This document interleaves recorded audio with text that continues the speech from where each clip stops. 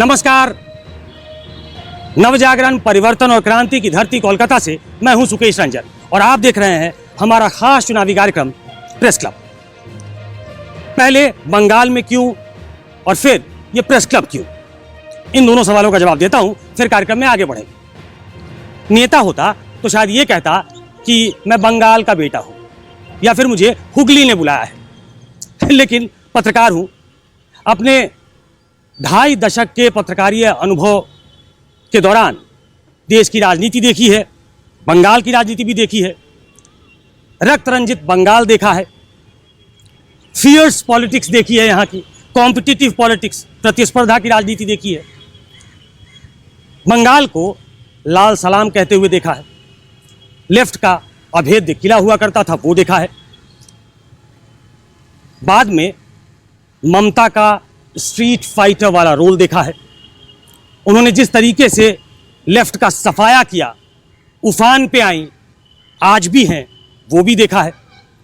उनका सिंगूर और नंदीग्राम का प्रयोग भी देखा है। लेकिन हाल के सालों में कुछ चीजें और भी देखी। वो भगवा रंग का, भगवा राजनीति का उफान देखा है। 2019 में ये पहली बार बंगाल को देखने को मिला जब 42 में से 18 सीटें भाजपा जीत गई। 21 में विधानसभा के चुनाव हुए, बीजेपी हार गई, लेकिन उसे अच्छा खासा वोट मिला और वो एक सशक्त ऑपोजिशन के तौर पे खड़ी हो गई। लेफ्ट और कांग्रेस हाशिए पे चली गई।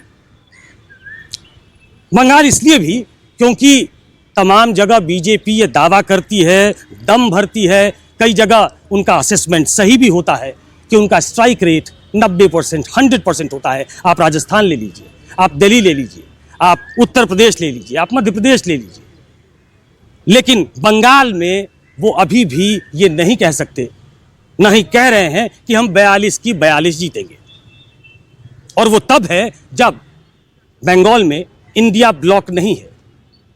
यहां लेफ्ट और कांग्रेस एक साथ लड़ाई लड़ रहे हैं, ममता बनर्जी अलग लड़ रही हैं, लेकिन उसके बाद भी बीजेपी ये कहने को तैयार नहीं कि वो 42 की 42 जीतेंगी, जैसा कि वो दूसरे राज्य में कहते हैं। इसलिए बंगाल इंपॉर्टेंट है। अब प्रेस क्लब क्यों? हाल के सालों में हम सब पे ये तोहमत लगाया गया और कुछ हद तक ये सही है। कुछ हमको गोदी मीडिया कहते हैं, मीडिया को कुछ लूटियंस मीडिया के नाम से बुलाते हैं।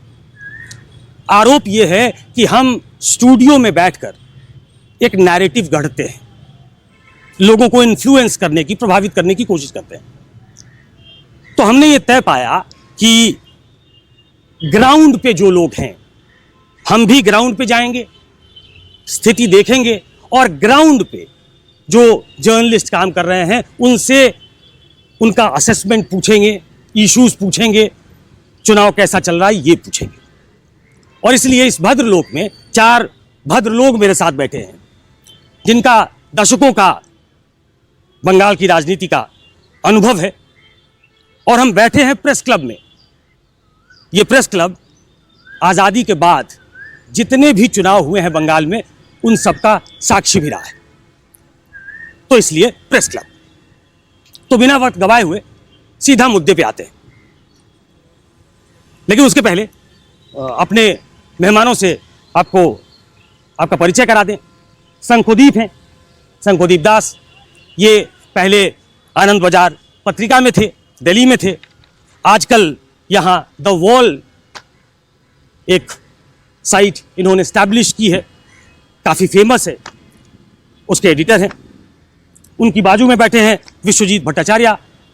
खास खबर से लेकर तमाम टीवी चैनल्स में काम किया, आजकल कई पोर्टल्स के लिए कंट्रीब्यूट करते हैं, जिसमें द वायर जैसे पोर्टल भी हैं। मेरी बाईं ओर आप बैठे हैं जयन चक्रवर्ती साहब, बांग्लार पल्स टीवी के एडिटर इन चीफ हैं।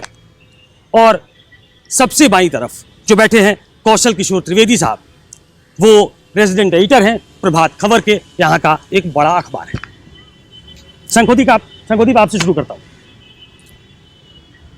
जो दिल्ली में बैठ के एक अनुमान हम लोग लगाते हैं और लगा रहे हैं इस बार भी कि बंगाल का चुनाव जो है वो बाईपोलर पॉलिटिक्स में तब्दील हो गया है।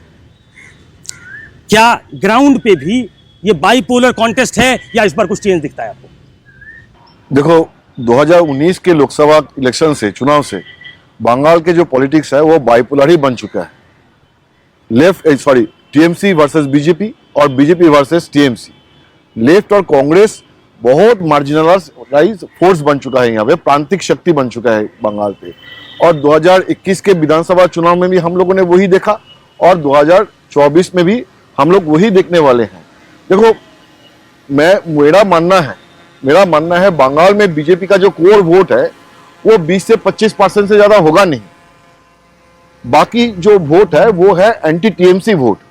तुम देखोगे, अगर 2016 के असेंबली इलेक्शन देखोगे, चुनाव, वहां पे लेफ्ट और कांग्रेस को 38% वोट मिला था। और जब 2021 में बीजेपी और टीएमसी का पोलराइज्ड इलेक्शन हुआ, उस समय भी बीजेपी को 38% वोट मिला। तो जो वोट है वो तो चांद से नहीं आए, दूसरे ग्रह से भी नहीं आए, वो तो यहीं पे थे। मतलब जो वोट था लेफ्ट का और कांग्रेस का, वो पूरा मतलब पोलराइज हो रहा है बीजेपी की तरफ, जो एंटी टीएमसी वोट। ठीक है, तो ये तुम बीजेपी का कोर वोट नहीं कह सकते हो। मतलब बीजेपी का अपना ही वोट पूरा 38-40% ये नहीं है, बट पोलराइज्ड हो गया है, TMC versus BJP and BJP versus TMC. और दूसरा, ये एक चीज इंटरेस्टिंग है, ये लोकसभा चुनाव में पिछले बार भी बिल्कुल ऐसे ही था 2019 में, कि देखो 10 साल मोदी सरकार के हो गए हैं, तो 10 साल के बाद स्वाभाविक जो सवाल उठना चाहिए वो है कि रोजगार कितने हुए, और ये जो फार्मर्स के इनकम दुगना होना चाहिए था वो कितना हुआ, और जो निवेश हमारा बंगाल में भी कितना निवेश हुआ, या पूरे देश में इंफ्रास्ट्रक्चर में कितना निवेश हुआ, और जो ग्रोथ के नंबर्स हम लोग बोल रहे हैं एक्चुअली ग्राउंड पे वो कितना दिख रहे हैं, कितना हम लोगों का वो लाइफस्टाइल चेंजेस हुए हैं। मतलब मेरे नहीं, जो ग्राउंड पे लोगों का, जो मतलब गांव गरीब लोगों के, उसमें कितना चेंजेस हुए, ये सवाल उठना चाहिए। इश्यूज पे आते हैं संकोदीप, इशू पे आते हैं। पहले जयंतोदा, यही सवाल आपसे थोड़ा ऐसे पूछूं अगर मैं, कि अगर लेफ्ट को इस बात का आइडिया है कि हमारा वोट बैंक शिफ्ट हो जा रहा है बीजेपी की तरफ, वो लेफ्ट जो 3 दशकों तक सशक्त शासन में था, यहाँ कह रहे हैं एक बड़ा वर्ग ऐसा है जो ये मानता है कि लेफ्ट ने इसको रियलाइज किया है और इस बार वो थोड़ा ठीक करने की कोशिश कर रहे हैं। तो क्या वो, आपको तो पहले ऐसा लगता है कि वो खड़े होने की कोशिश कर रहे हैं, वो बी टीम दिखने की कोशिश न करें बीजेपी की, ऐसा है, या फिर स्थिति वैसी है कि बाइपोलर ही? बात ऐसा है, ये बाइपोलर है, क्योंकि बीजेपी और संखदीप जी ने जो बताया वो सही बताया। क्या बीजेपी या टीएमसी, यानी कि टीएमसी का, इसका मतलब है ये जो लेफ्ट है, लेफ्ट का जो स्थिति है, लेफ्ट का स्थिति अच्छा नहीं है। Left B team face young generation को, ये बड़ा आरोप है उन पे ना, लेफ्ट बड़ा आरोप है क्या, उन लोग oldies, politics of oldies. But ये है क्या, अभी लेफ्ट नया प्रजन्म को ले आने का कोशिश कर रहा है, लेकिन वो नहीं होगा, ये बाइपोलर ही होगा, बाइपोलर ही होगा। जयंतोदा, विश्वजीत दा, देखिए, वो जो बाइनरी का बात आप कर रहे हैं, ये 2016 साल से शुरू हुआ। 2016 साल में कोचबिहार में लोकसभा इलेक्शन में बाईपोल था। उसमें जो नॉर्थ बंगाल में बीजेपी बढ़ेगा, इसका एक पहला साइन था। उसी बाईपोल में बीजेपी का 4% से 28% वोट मिला था, और कांग्रेस और वाम का जमानत चला गया था। तब लोगों ने उतना ध्यान नहीं दिया था उस पर। तब बीजेपी का बड़ा बड़ा नेता दिल्ली से नहीं आया था, लेकिन वो शुरुआत था। वो धीरे धीरे संकोदीप जो कह रहे थे कि 2016 के बाद पूरा शिफ्ट कर गया। अभी जो लोग टीएमसी को कुछ समझाने चाहते हैं वो बीजेपी को देंगे, अभी वो कांग्रेस और वाम के बारे में नहीं सोचेगा। दूसरा बात ये है कि बीजेपी अब कह सकते हैं कि 2019 में उनको 18 सीट मिला, 2021 में 77 सीट्स मिला, सब ठीक है, लेकिन फिर भी उन्होंने अनएक्सपीरियंट हॉर्स है, कभी सत्ता में नहीं आया है, तो लोगों के मन में ऐसा होता है ठीक है एक बार चांस दे देंगे। और कुछ दिन पहले आईपैक ने एक रिसर्च किया था, वो एक सर्वे किया था, उसमें दिखा है कि बंगाल में 50% से ज़्यादा लोग नरेंद्र मोदी को सत्ता में देखना चाहते हैं। तो उनको मन में ऐसा लगता है कि टीएमसी को अगर वोट देंगे, ये तो लोकसभा का चुनाव है, तो दिल्ली में तो सरकार में वो नहीं बैठेगा, तो हम लोगों को लोकसभा इलेक्शन में जो सरकार आएगा उसके पास कुछ मांग करते हैं। तो ये एक बीजेपी का एडवांटेज है, क्योंकि अभी वहाँ पे अब देखिएगे तो मतलब आप ये कह रहे हैं विश्वजित कि ये बहुत हद तक दिल्ली जैसा, दिल्ली में जो चुनाव होते हैं कि दिल्ली के लिए केजरीवाल तो विधानसभा में मैसिव मैंडेट मिलता है उनको, लेकिन जब लोकसभा का चुनाव होता है तो वो स्वीप कर जाते हैं। तो स्वीप वाली स्थिति नहीं है, लेकिन आप कह रहे हैं कि बीजेपी अपना ग्राउंड होल्ड करेगी, ऐसा लगता है आपको? नहीं, मेरा को ऐसा भी लगता है स्वीप तो हो सकता है। स्वीप भी हो सकता है, ये बड़ा स्वीपिंग, ये बड़ा स्वीपिंग से कुछ डिफर करता है। क्या स्वीप नहीं हो सकता? इसीलिए क्या बीजेपी जो है बंगाल में, बीजेपी का इतना कोई स्थिति नहीं है। टीएमसी जो है, टीएमसी का स्थिति अच्छा है। ममता बनर्जी जो है, ममता बनर्जी एक आइकॉनिक फिगर है, तो आदमी जो है वो ममता बनर्जी को वोट देंगे, वो बीजेपी को नहीं देंगे। बीजेपी जरूर 20-22 सीट मिलेगा उसका, लेकिन उस पे आते हैं, असेसमेंट पे आते हैं। हाँ। जयंत, पहले कौशल जी से जानना चाहेंगे। कौशल जी, ये जो 2014 का चुनाव था तो टीएमसी ने बहुत बेहतरीन प्रदर्शन किया था। ये 19 में अचानक एक डिप आया और एक उफान देखा बीजेपी ने कि वो 18 तक पहुंच गए। तो ये ऐसा लग रहा है आपको कि वो ट्रेंड कंटिन्यू कर रहा है, या इन विधानसभा चुनाव में जो मैसिव मैंडेट तीसरी बार ममता को मिला वो कहीं ना कहीं इन्फ्लुएंस करेगा इन चुनावों को? देखिए, मेरी समझ ये है, लोगों से बातचीत करने के बाद जो हम समझ रहे हैं, हमारे पास जो खबरें आती हैं, हमारे रिपोर्टर्स जो फीडबैक्स देते हैं, उससे ये अवश्य ही लग रहा है कि जो ट्रेंड है जिसमें बीजेपी और टीएमसी के बीच जो रस्साकशी है यहाँ की राजनीति में, वो मैं बहुत आश्वस्त हूँ कि इस बार भी प्रिवेल करेगा। इस बार भी उसमें कोई बहुत बड़ा चेंज नहीं होगा। और आपने अभी इशू उठाया था ना कि ये बाइपोलर ही रहेगा या कुछ अलग हो सकता है, इसकी उम्मीद बिल्कुल अभी नहीं दिख रही है, क्योंकि जो टीएमसी और बीजेपी से अलग कोई कुछ सोच सकता है वो यहाँ पर क्या हो सकता है, लेफ्ट हो सकता है, कांग्रेस हो सकता है। आज कांग्रेस की जो आप ऑल इंडिया स्थिति देखें तो बंगाल के लोग भी इन चीज़ों को देखते हैं, बंगाल के लोग भी अखबार पढ़ रहे हैं, टीवी चैनलों पर आप सबका बहस देख रहे हैं, आपकी खबरें देख रहे होते हैं, आपकी स्टोरीज देख रहे हैं, लोगों के साथ इंटरेक्ट करते हैं, उनके लोग भी देश भर में फैले हुए हैं, वहाँ से भी उनको फीडबैक्स आता है, तो वो भी एक ओपिनियन अपना इस तरह से डेवलप करते होंगे कि भाई कांग्रेस की स्थिति अगर देश भर में ऐसी है और उसको हम वोट करें भी और कुछ ऐसा वहाँ पर बहुत कंक्रीट रिजल्ट न हो देश के फेवर में, मेरे फेवर में, समाज के फेवर में, तो वो एक दूसरे विकल्प पर जाना चाहेंगे। लेफ्ट की स्थिति, अब जैसे अभी विश्वजीत दा ने या शंकुदीप जी ने कहा कि लेफ्ट की स्थिति, लेफ्ट कोशिश कर रहा है नया ब्लड इन्फ्यूज करने की अपने पार्टी सिस्टम के अंदर, बट आई डोंट थिंक कि वो अभी कोई असर छोड़ने की स्थिति में है या लोगों को कन्विंस कर सके कि नहीं लेफ्ट इज चेंज नाउ। तो उसको थोड़ा आई थिंक कि टाइम लगेगा, और जब तक ऐसा कुछ बड़ा मैजिक कुछ नहीं कर सकता है लेफ्ट या कांग्रेस कंबाइंड, तो तब तक मुझे लगता है जो ट्रेंड हम लोगों ने 2019 में देखा है वो अभी प्रिवेल करेगा, उसका असर दिखेगा। एक जो बड़ा सवाल है जिस पे आजकल बहुत डिस्कशन हो रहा है, अब उस पे आना चाहता हूँ। जो बीजेपी का एक फोकस लग रहा है और बहुत कैलकुलेटेड अटेम्प्ट है उनका संदेश खाली को लेके कि उसको एक बड़ा इशू बनाना है। शंकुदीप, प्रधानमंत्री का जो उस उम्मीदवार से बातचीत करते हुए जो बशीरहाट के उम्मीदवार हैं, एक वीडियो आया है और वो जानबूझकर सामने रखा गया है जिसपे प्रधानमंत्री उनसे लंबी बात कर रहे हैं। ये संदेश खाली जो है ये पैन बंगाल उसका इम्पैक्ट है, उसका इफेक्ट होगा, या आपको लग रहा है कि ये आउट ऑफ द ब्लू या आउट ऑफ प्रोपोर्शन इसको बड़ा बनाने की कोशिश है जिसमें बीजेपी सक्सेसफुल होगी, या जो वो चाह रहे हैं वो नहीं होने वाला? देखिए सुकेश, बिल्कुल ये संदेश खाली को लेके जो वो बहुत कैलकुलेटेड मूव है। क्यों? देखो, संदेश खाली जैसा जो इंसिडेंट किसी भी सरकार रूलिंग पार्टी के लिए वो नेगेटिव है, मतलब वो खिलाफ ही जाएगा। बट यहाँ के डिजाइन डिफरेंट है, क्योंकि 2021 का इलेक्शन जो था उसमें एक मानना है कि बंगाल में जो विमेन वोट, महिलाओं का जो वोट, वो टीएमसी की तरफ भारी मतलब मत से वो टीएमसी की तरफ गए हैं। तो बीजेपी के लिए एक बहुत बड़ा कंसर्न है कि ये जो महिला वोट इनको कैसे अपने तरफ लाए।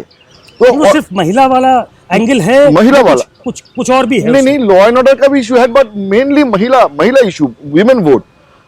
और देखो कि उसमें जो आरोपी है शंकुदीप, वो तो देखो वो एक पर्टिकुलर बिरादरी से आता है, तो उसको वो कलर देने की भी कोशिश है। वो कलर देने का कोशिश तो देखो वो है सेकेंडरी इशू, प्राइमरी है विमेन वोट के यहाँ पे महिलाओं के ऊपर अत्याचार ये एक्सेट्रा। बट इसका पर्सपेक्टिव क्या है? पर्सपेक्टिव यही है 21 के इलेक्शन में टीएमसी को ज्यादा विमेन वोट मिला, ये मानना है। और उसके बाद उसमें ममता बनर्जी ने लक्ष्मी भंडार एक प्रोजेक्ट अनाउंस किए थे, पोल प्रॉमिस था। 2021 के सितंबर में वो इम्प्लीमेंट होना शुरू हुआ। और इस बार लोकसभा इलेक्शन से पहले, चुनाव से पहले ममता बनर्जी ने अनाउंस किया है कि 500 रुपए का जो भत्ता है वो 1000 रुपया कर देंगे। तो लक्ष्मी भंडार का जो क्या इम्पैक्ट है वो अभी तक अनटेस्टेड, मतलब लक्ष्मी भंडार चालू होने के बाद कोई बड़ा इलेक्शन नहीं हुआ। पंचायत इलेक्शन हुआ, वो तो इलेक्शन है ही नहीं, मतलब छोड़ो, तो बड़ा इलेक्शन नहीं हुआ।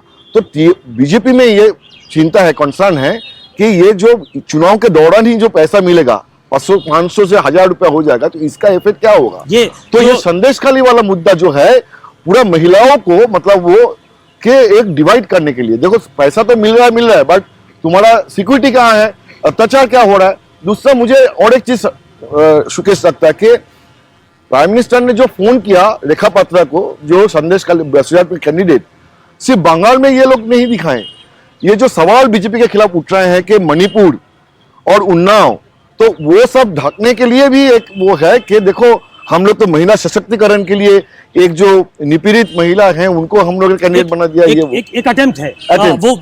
वो आप कहीं भी जस्टिफाई नहीं कर सकते। जो मणिपुर में हुआ उसके प्रधानमंत्री की चुप्पी रही, ये सवाल बना हुआ है, उसमें उनको बोलना चाहिए था, वो नहीं बोले। ऐसा करने से वो ढक जाएगा ऐसा तो खैर मैं मानता नहीं। लेकिन जो शंकुदीप कह रहे थे, मैं थोड़ा उसको आगे बढ़ाता हूं और उसको थोड़ा वाइडर पर्सपेक्टिव में देखिए कि अभी जो लक्ष्मी भंडार जो कह रहे हैं योजना 500 रुपए मिला करते थे, अब जो भी वयस्क महिलाएं हैं 18 साल से ऊपर जो हैं उनको 1000 रुपए किया गया है और इस दौरान ही ये पैसा मिलेगा। एक पैरेलल खींचिए, एक समानांतर खींचिए। क्या हुआ मध्य प्रदेश में?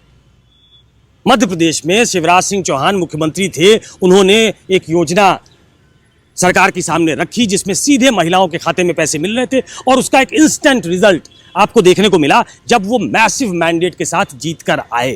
तो ये जो महिलाओं का विश्वजीत दा, जो महिलाओं का के बीच जो प्रधानमंत्री की लोकप्रियता है, ये जो शंकुदीप कह रहे थे कि अभी तक अनटेस्टेड है, कि जब पैसा आ रहा है उस दौरान अगर कोई चुनाव होता है तो क्या महिलाएं प्रधानमंत्री की तरफ देखेंगी कि दिल्ली में मोदी होना चाहिए, या फिर जो उनको सीधा फायदा पहुंचा रहा है ममता बनर्जी के रूप में, मुख्यमंत्री के रूप में, वो उनकी तरफ देखेंगे। ये बड़ा वोटर, एक बड़ा वोट वर्ग है। और जो 7.5 करोड़ के आसपास जो वोटर हैं बंगाल के, मैं देख रहा था कि करीब 12-13 लाख का फर्क, महिलाएं 12-13 लाख ही कम है। तो मतलब एक बड़ी फोर्स, एक रेकनेबल फोर्स महिलाएं आज की तारीख में है। और हम सब जानते हैं कि महिलाएं बढ़ चढ़कर वोट करने लगी है और वो इन्फ्लुएंस में वोट नहीं करती हैं आजकल, वो इंडिपेंडेंट माइंड से भी वोट करती है। तो क्या वो फैक्टर इन करेगा? देखिए, ये महिलाओं का जो वोट है ना, ये महिलाओं के लिए जो लड़ना है, वो जो आंदोलन करना है, ये ममता बनर्जी का मैदान है। उन्होंने चैंपियन हुआ वो महिला वोट के ऊपर शुरू से। जब वो स्ट्रीट फाइटर आप कह रहे थे, उसी टाइम से वो महिलाओं के ऊपर अत्याचार, महिला के खिलाफ जो सीपीएम का अत्याचार था, उस पे वो बहुत सारे मुद्दा उठाई थी। अभी जो हुआ 2011 साल आने के बाद 2 एम उनको मिला, एक मुस्लिम वोट और एक महिलाओं वोट। इसी पहली बार वो महिलाओं वोट उनका अकेलीस हील बन गया और बीजेपी वहाँ पे घुसना चाहते हैं। अगर मैं कह रहा था कि स्वीप कर जाएगा, कि चांस है, अगर सबक सिखाना है तृणमूल को 2026 के पहले, तो ये लोकसभा चुनाव वो लोग लगता है कि इसको हथियार कर सकते हैं कि तुमको मैं वार्निंग दे रहा हूँ, यही स्थिति है, सामने 2026 है, अपने को सुधराओ, क्योंकि सिर्फ तो महिला वोट नहीं है, बहुत सारे स्कैम हुआ है, बहुत सारे लोगों के आरोप है कि घर नहीं मिला, घर मिलने से 10,000 रुपया मिलने से ये स्कैम, मैं बीच में रोकता हूँ आपको बहुत सारे विश्वजीत दा। मैं एक सवाल और फिर शांतनु दा के पास भी आता हूँ।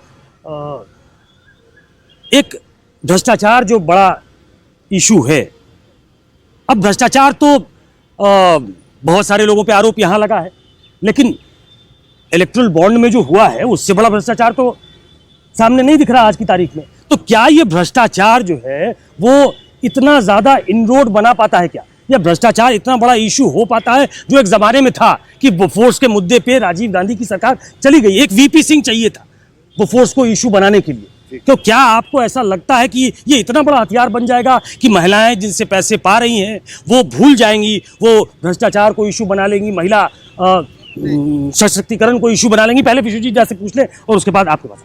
नहीं, भूल नहीं जाएगी। मैंने कहा कि सबक सिखाने चाहती तो ये हो सकता है, और अगर नहीं चाहते कि आप अभी भी बंगाल में जितने सारे जगह में जाओ तो आप देखेंगे कि ममता बनर्जी का ऊपर भरोसा है, लेकिन उसके आसपास में जो है उनका ऊपर, जैसे संदेशखाली में हुआ था, ऐसे जो मुसलमान है वो अभी उसका संख्या बहुत बढ़ गया है, उसमें नाराज है। मैंने कहा था कि मैंने अभी भी कहा था कि सबक सिखाना अगर चाहते हैं 2026 के पहले, तो 2024 के लोकसभा चुनाव वो हथियार बना सकते हैं। एक दूसरा ये है, आप लेबर मार्केट में देखोगे तो ज़्यादा से ज़्यादा उनके महिलाओं के नंबर बढ़ रहा है, तो उसमें हाथ में कुछ पैसा आ जाएगा तो ये मुझे सोचना होगा। लगता है लोग भी सोचते हैं कि हम सिटीजन है या बेनिफिशियरी है, तो सिटीजन होने के नाते मुझे कुछ राइट्स मिलना चाहिए, और बेनिफिशियरी हम लाभार्थी है, हाथ में फैलाते हैं, कुछ दे देते हैं, वो अलग बात।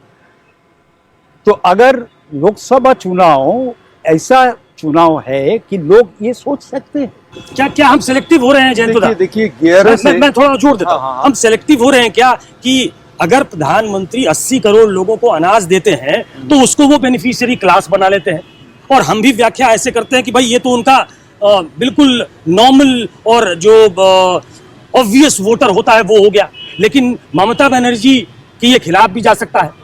हम दोनों की व्याख्या अलग अलग तरीके से कर रहे हैं क्या? नहीं, ममता बनर्जी 11 साल से नेबर नेक्स्ट डोर, ये जो इमेज है, ये इमेज से कभी नहीं हटा है। तो अभी जो 2024 का चुनाव है, इस चुनाव में नेबर नेक्स्ट डोर, मैंने टेलीविजन चैनल में होने का नाते 10-12 महिला से बात की है। उन्होंने वक्तव्य यह है कि ममता बनर्जी एक फोर्स है जिस फोर्स को next door neighbour, that is the feeling of the जो महिला वोटर्स है। तो महिला वोट का संसदीप ने करेक्ट किया, महिला वोट जो है ये महिला वोट ममता बनर्जी की ओर से जाएगी। तो फिर तो ये एक बड़ा किशोर जी, फिर तो ये एक बड़ा अगर जयंतुदा की बात माने और उस पर आगे बढ़ाएं डिबेट को कि एक बड़ा वोट वर्ग जो है वो महिला वोटर है और वो अभी भी कमांड कर रही हैं ममता बनर्जी, उनका एक डिसाइसिव एज अगर उस पर है, फिर तो ये चुनाव जो है वो उस तरीके से बीजेपी के लिए नहीं हो सकता जैसा बीजेपी करना चाह रही है। देखिए, मैं जयंत से लगभग पूरा सहमत हूँ कि हमारी मुख्यमंत्री जो है उनकी जो छवि है आम लोगों के बीच में, नो डाउट कि जैसे उन्होंने कहा कि नेक्स्ट डोर नेबर की जो छवि है उसका कोई दूसरा विकल्प किसी और दूसरे राजनीतिक संस्थान के पास नहीं है, और अब भी उनकी उस छवि के साथ ही वो आप उनको देख सकते हैं। लेकिन इन सब के बावजूद एक चीज़ जो मैं समझता हूँ, मुझे लगता है कि वो भी डिबेट का हिस्सा हो सकता है कि जिस वक्त लोग वोट करने जाएंगे तो उन्हें पता है, जैसे लक्ष्मी भंडार की बात विश्वरूप दे ने कही या शंकुदीप दा ने कही कि लक्ष्मी भंडार का इशू तो है, लक्ष्मी भंडार से लोगों को सीधे सीधे फायदा हो रहा है। जो वोटर जाएगा वहाँ पर ईवीएम के पास, ईवीएम का बटन दबाने, उसको वहाँ पैसे मिल चुका होता है। इन सबके बावजूद उसको ये क्या पता नहीं होगा कि हम जिसके लिए वोट करेंगे वो दिल्ली में फर्क डालेगा, कलकत्ता में नहीं। और अगर हमने अपना वोट मान लीजिए किसी एक इंडिविजुअल के लिए डाला जिसको सीधे सीधे जो तृणमूल को या वेस्ट बंगाल गवर्नमेंट को फर्क ना भी डाला हो, तो उससे क्या फर्क पड़ता है? हमें क्या अगले महीने लक्ष्मी भंडार नहीं मिलेगा? हमें अगले महीने भी मिलेगा। हम इस बार वोट कर रहे हैं दिल्ली के लिए, तो एक बात जरूर है कि ममता बनर्जी की जो छवि है, उनके जो स्कीम्स हैं, प्रो पुअर स्कीम्स हैं, उनका लाभ जरूर मिलेगा, नो डाउट कि वो उसका फ़ायदा उनको मिलेगा। लेकिन एक बात और भी है कि इस वक्त देश में अगर हम लोग ये 60s में 70s में डिबेट कर रहे होते ना, तो ये शायद थोड़ा ज़्यादा अलग ढंग की बात होती। आज जब हम 2020 के बाद ये बात करें, लोग इतने अवेयर हैं कि मुझे किसके लिए वोट करना है, मैं क्यों वोट करने जा रहा हूँ, वेदर फॉर कोलकाता और फॉर दिल्ली। हम जो हमारा वोट होगा वो क्या चेंज करेगा, कलकत्ता में या दिल्ली में। तो मुझे लगता है कि इस ओपिनियन के साथ जब लोग घर से निकल रहे होंगे तो थोड़ी चीज़ें बदलेंगी भी, और उसका लाभ ऑपोजिशन को मिल सकता है। मेरा मतलब कि बीजेपी को भी मिल कौशल सकता से मैं कुछ डिफर करते हैं। क्या आदमी जब वोट देने के लिए जाता है, उस दिल्ली और कोलकाता उनका माइंड में नहीं रहता है, वो ममता बनर्जी या नरेंद्र मोदी। बंगाल का स्थिति ऐसा है, नरेंद्र मोदी या ममता बनर्जी। तो ममता बनर्जी जो घर का आदमी है, घरेलू आदमी है, ये इसीलिए उनका फायदा मिल सकता है। भ्रष्टाचार एक बड़ा मुद्दा है विश्वजीत। देखिए, भ्रष्टाचार तो बड़ा मुद्दा है, क्योंकि इसलिए अगर आप देखिए कि भ्रष्टाचार कहाँ पे हो रहा है। नौकरी तो एक सवाल, बड़ी सवाल है ना, अनएम्प्लॉयमेंट बढ़ना जाते हैं। तो उसमें देखिए कि मेरा क्वालिफिकेशन है, मेरा उम्मीद है कि ये नौकरी मुझे मिलना चाहिए, और कुछ लोग आया, वो टेबल के अंदर से कुछ पैसा दे के नौकरी लेके चला गया। ये दूसरा मुद्दा है। आप इसे सिर्फ भ्रष्टाचार नहीं देखिए, ये मेरा हक छीन लिया ऐसे देखिए।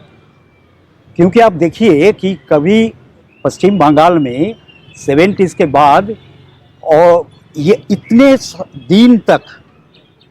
दिन तक कोई आंदोलन नहीं चला।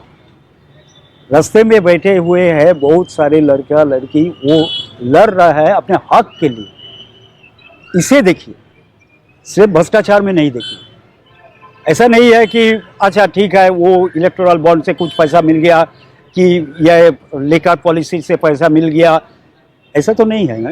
ये हक का क्वेश्चन है। ये डेंट करता है शंकुदीप, ये कौन सा? ममता बनर्जी को ये इशू डेंट करता है उनको। नहीं, देखो, उनके prospects तुम को। जो बोल रहे थे कि इलेक्टोरल बॉन्ड वाला इशू बड़ा करप्शन है, बट बंगाल में क्या हुआ है, ये जो आम आदमी के रोजमर्रा की जिंदगी को मतलब अफेक्ट कर रहा है। मतलब ये जो नहीं, मैं ये कह रहा था कि लोग क्या समझते हैं, वो फ्यूचर गेमिंग वाली जो कंपनी है उसने टीएमसी को बहुत पैसे दिए, 500 है, करोड़ से but ऊपर दिए। मैं जो- लेकिन क्या ये आम आदमी तक पहुंचता है? भ्रष्टाचार एक बड़ा मुद्दा होगा। नहीं, मैं बोलो कि इलेक्टोरल बॉन्ड वाला इशू जो मुद्दा वो आम आदमी तक नहीं पहुंच सकता है, मतलब नहीं भी पहुंच सकते हैं। बट ये जो विश्वजीत कह रहे हैं ना कि जो करप्शन ममता बनर्जी जो दे रहे हैं, बट ग्राउंड लेवल पे जहां पे डिलीवरी हो रहा है ना, वहां पे पैसा मतलब वहां पे एक्सटॉर्शन हो रहा है। ठीक है, ये जो नौकरी वाला इशू है, जे कि एजुकेशन सेक्टर में जो हुआ है ना, जो बच्चों का पढ़ाई का मुद्दा मतलब पे आ गया, तो वहां पे it is definitely going to dent. मतलब ये वाला मुद्दा तो नुकसानदायक है। ये जो रेशन केलेंकरी है वो वाला है, और पहले कभी भी जो बंगाल में दिखा नहीं गया था, मंत्री और उनके सहायक के घर से 20-20 करोड़ 21-21 करोड़ रुपया जो मरम्मत हो रहा है, वो दिख रहा है ना पैसा। बंगाल में देखो, कभी भी हम लोग हंसते थे कि बोलते थे कि बंगाल में तुम सुनोगे कि लाख रुपया का करप्शन, हजार रुपया का, कभी करोड़ों रुपए का करप्शन सुनोगे नहीं। मतलब पैसा भी नहीं है, इंडस्ट्री भी नहीं है, खत्म है। तो वहां पे एक साथ 20-20 करोड़ एक ही घर से निकल रहे हैं, वो एक विजुअल इम्पैक्ट, विजुअल इम्पैक्ट छोड़ता उसका है। एक विजुअल इम्पैक्ट है। मैं थोड़ा आगे, एक बात मैं थोड़ा सोमकादीप के साथ जी, एक जी, बात जी, ऐड करना जी। चाहता हूँ। वो ये है कि आप जो इलेक्टोरल बॉन्ड, ये शंकरदीप जो कहा है, इसे आप क्या समझते हैं? कोई आदमी, आम आदमी, वो सोचते हैं कि पॉलिटिशियन जो है वो एकदम क्लीन है? कोई नहीं सोचते। उनको लगता है कि ठीक है, वो तो मालामाल होता है, मुझे क्या मिलता है। मैं आता हूँ, और थोड़ा आखिरी दौर में बढ़ते हैं। उसके पहले एक क्विक कमेंट मैं चाहता हूँ। कौशल जी, ममता बनर्जी की स्ट्रेंथ, और चूंकि अधिकतर पूरा पैनल ये कहता है कि मोर और लेस बाइपोलर कॉन्टेस्ट लगता है ये, तो ममता बनर्जी की स्ट्रेंथ और वीकनेस, और बीजेपी की स्ट्रेंथ वीकनेस, छोटे में। नहीं, ममता बनर्जी का स्ट्रेंथ देखिए, प्रो पीपल जो उनके स्कीम्स हैं, और जो ममता बनर्जी की छवि है जिसकी अभी हम लोगों ने चर्चा की है, वो अनडाउटेडली उनका स्ट्रेंथ है, इसमें दो राय नहीं है। और एक निजी तौर पर लोगों का मानना है कि वो स्वयं अवश्य ही इतनी ईमानदार है कि उन पर कोई भरोसा कर सकता है। तो ये एक है जो उनके फेवर में है। और बाकी जो चीज़ें अभी उन लोगों ने चर्चा में रखी, विश्वरूपदा ने, शंकुदीप जी ने, कि corruption to the point, BJP उनके खिलाफ क्या जाता है, बीजेपी का स्ट्रेंथ क्या है, बीजेपी की वीकनेस। और बीजेपी का जो स्ट्रेंथ है वो उसकी जो ऑल इंडिया इमेज है आज की तारीख में, और उन्हें जो लगता है कि नहीं वो एक गुड गवर्नेंस की दिशा में हमको ले जा सकती है या देश को ठीक से वो गवर्न कर सकती है। आप याद करें कि इससे पहले के जो दौर थे, मोदी के पहले के दौर, हर बार फ्रैक्चर्ड मैंडेट का होना, सरकारों का कमजोर होना, तो लोगों को ये लगता है कि उस स्थिति मजबूत सरकार देगी, इसलिए मजबूत सरकार वो दे उनकी सकती है। strength बनता है। यस, और ये कि वर्ल्ड वाइड दादा ये एक बड़ा इशू है कि हम मजबूत सरकार दे पाएंगे, ये बीजेपी की सबसे बड़ी स्ट्रेंथ है। और ममता की स्ट्रेंथ तो आप बता चुके हैं, लेकिन बीजेपी की वीकनेस क्या ये है कि उनकी लोकल लीडरशिप बहुत पावरफुल नहीं। लोकल लीडरशिप बहुत पावरफुल नहीं है, लोकल लीडरशिप में फैक्शनलिज्म बहुत है, इसीलिए कुछ प्रॉब्लम्स है। लेकिन ये बोलने के बाद मैं ये बोलना चाहूँगा, क्या ममता बनर्जी का स्ट्रेंथ है ममता बनर्जी हरसेल्फ, और वीकनेस है ममता बनर्जी को आदमी, जो ममता बनर्जी को सराउंडिंग करके जो आदमी रहते हैं, ये वीकनेस है ममता बनर्जी को। और बीजेपी को स्ट्रेंथ जो है, बीजेपी का स्ट्रेंथ है good governance in national level, but in West Bengal election what will happen, ये होगा Mamata Banerjee in West Bengal and Modi in Delhi. Strength weakness, Mamata को जो स्ट्रेंथ है, अभी तक उन्होंने जो शंकुदीप कहा था कि वो लक्ष्मी भंडार या कन्याश्री योजनाएं वो अभी तक वो डिलीवरी कर रही है एक। और उनका वीकनेस है वो जो महिलाओं वोट एकदम 100% नहीं तो 90% उनको मिलेगी, अभी उसमें कुछ अस्थितियाँ है, मुस्लिम वोट में भी कुछ अस्थितियाँ है। ये है उनका स्ट्रेंथ एंड वीकनेस। शंकुदीप, और मैं बीजेपी की बात करूं, बीजेपी का स्ट्रेंथ है कि वैक्यूम है ऑपोजिशन में, वही उनका स्ट्रेंथ है। और उनका वीकनेस है लोकल लीडरशिप, नेशनल लीडरशिप में जैसे नरेंद्र मोदी के आसपास कोई नहीं है, यहाँ पे ममता बनर्जी के आसपास कोई बीजेपी का लोकल लीडरशिप नहीं है। शंकुदीप, जब कई लोग इस पे चर्चा कर लेते हैं, जो आखिरी वाले को बहुत सोचना पड़ता है, क्योंकि आपने जो सोचा होगा स्ट्रेंथ और वीकनेस वो अधिकतर लोगों ने बोल दिया। फिर भी नहीं, ये सही है, ममता बनर्जी का स्ट्रेंथ वही है। खुद ममता बनर्जी, उनका she is the tallest leader of Bengal, उनके आसपास कोई नहीं है, मतलब ऑपोजिशन में भी नहीं है, उनके पार्टी में भी नहीं है, कोई नहीं है। और उनका एक्सेप्टेबिलिटी है, एक्सेप्टेबिलिटी का जो रेट है वो बंगाल में सबसे ज्यादा है, ठीक है। ये that is her core strength. उनका जो वीकनेस है उनका वो है उनका अपना ऑर्गेनाइजेशन, नीचे लेवल पे, ग्राउंड लेवल पे जो करप्शन, बिल्कुल जो तृणमूल स्तर पे, मतलब लेवल पे जो करप्शन है, वही है टीएमसी का सबसे बड़ा वीकनेस। क्योंकि इंटेंशन है बीजेपी का जो स्ट्रेंथ है कि बंगाल में एंटी टीएमसी का जो, मतलब एंटी एस्टेब्लिशमेंट जो हवा है, जो वही है बीजेपी का यहाँ पे स्ट्रॉन्ग पॉइंट, ठीक है। बीजेपी का वीकनेस है कि बीजेपी का नीचे ग्राउंड लेवल पे कोई ऑर्गेनाइजेशन नहीं है। अभी एक ब्रेक लेते हैं, और ब्रेक के बाद मैं थोड़ा डॉक में डालूंगा, इनको थोड़ा नेकआउट करके बोलूंगा कि ये बताइए कि हम चुनाव के मुहाने पे खड़े हैं, तो आपका असेसमेंट सीटों के लिहाज से क्या है। अभी एक ब्रेक के बाद लौटते हैं।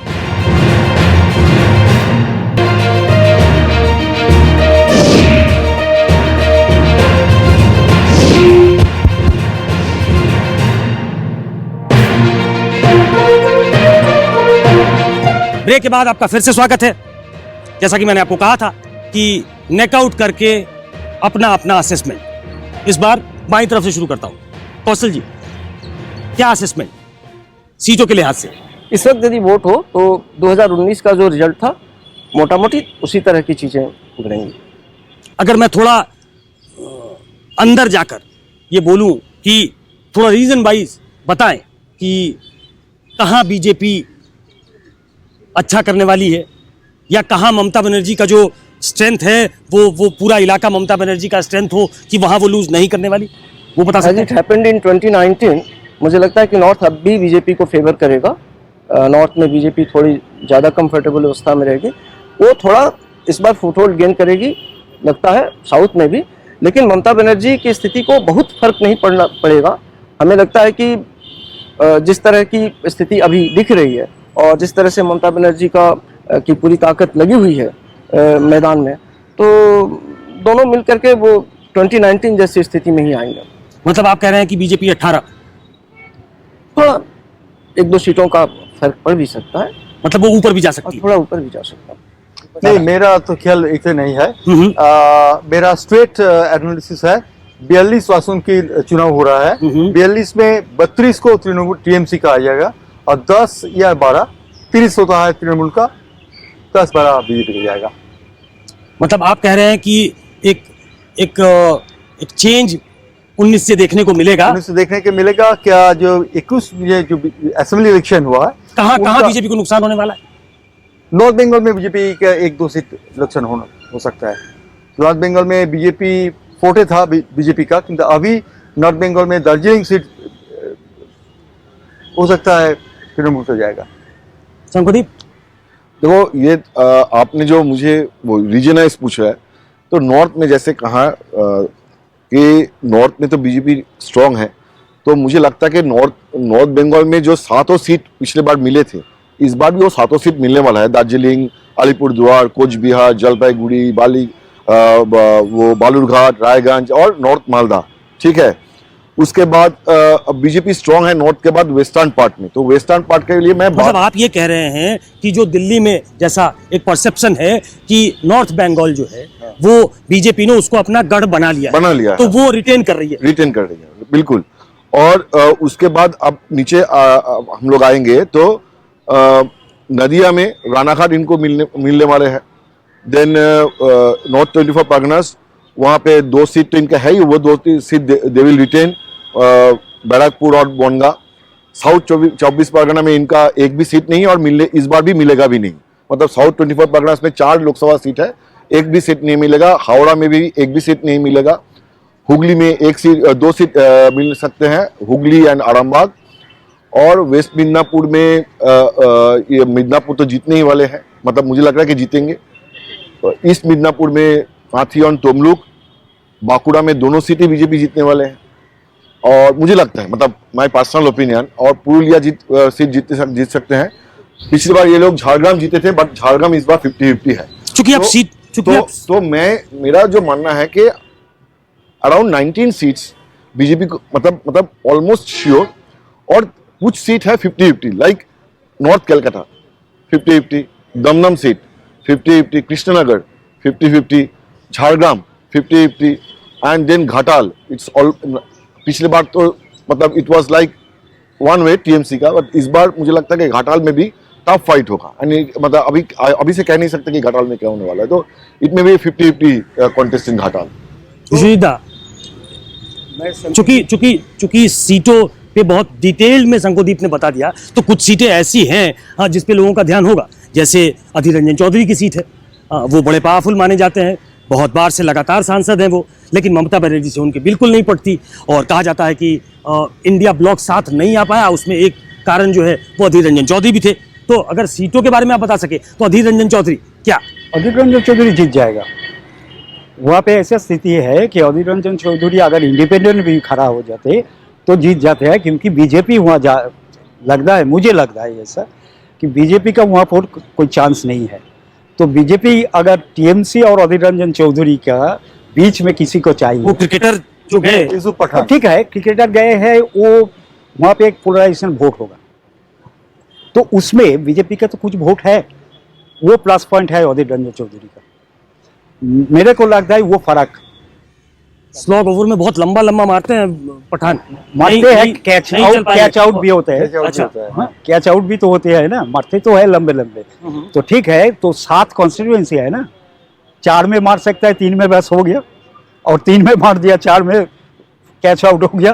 तो ऐसा तो है ना, ये अंक है। तो अधीर चौधरी का एक सबसे बड़ा वो है कि उनके खिलाफ वहां पे कुछ नहीं है। हाँ। मतलब एक ना बहुत बड़ा, मतलब अधीर के साथ एक्सेप्टेंस और सिंपैथी भी है। मतलब देखो कलकत्ता में भी तुम पूछोगे, मतलब जो वोटर भी नहीं है, मतलब वो भी अधीर के बारे में सिंपैथेटिक होगा। मतलब मैं एक संकदिक के साथ ऐड करना चाहता हूँ। दिल्ली में एक रिक्शा वाला मिला था, वो बंगाली है, तो उन्होंने मुझे बंगाली समझ के बोला, अच्छा वो अधीर दा कैसे है?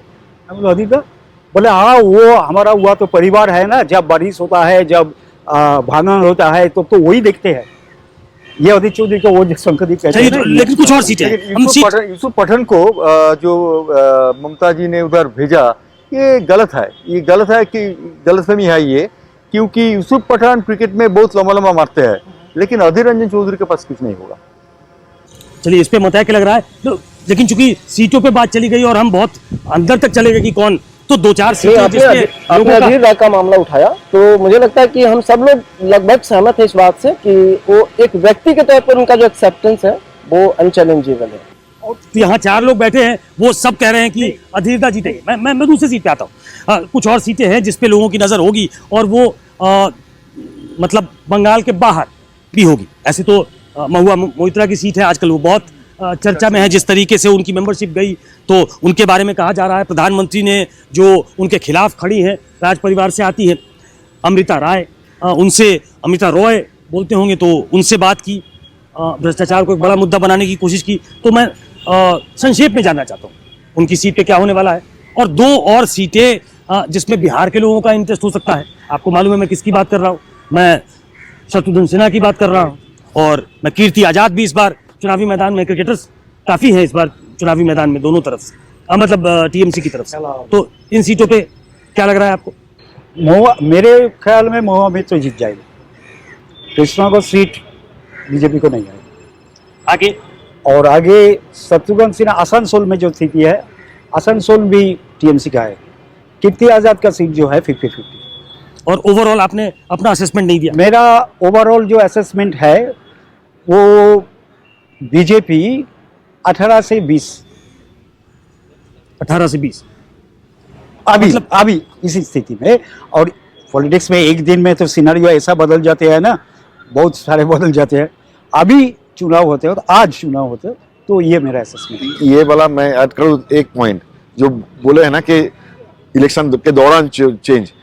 2021 के इलेक्शन में ऐसा हुआ था कि नॉर्थ बंगाल में शीतलकुची एक जगह है, वहाँ पे बूथ पे गोली चल गया और वहाँ पे माइनॉरिटी डोमिनेटेड एरिया है। तो उसके बाद जो माइनॉरिटी का वोट जो पोलराइज टीएमसी की तरफ भड़क्कम हुआ, तो मुर्शिदाबाद और मालदा जो ट्रेडिशनली कांग्रेस बेस है, पूरा कांग्रेस वॉश आउट हो गए वहाँ पे।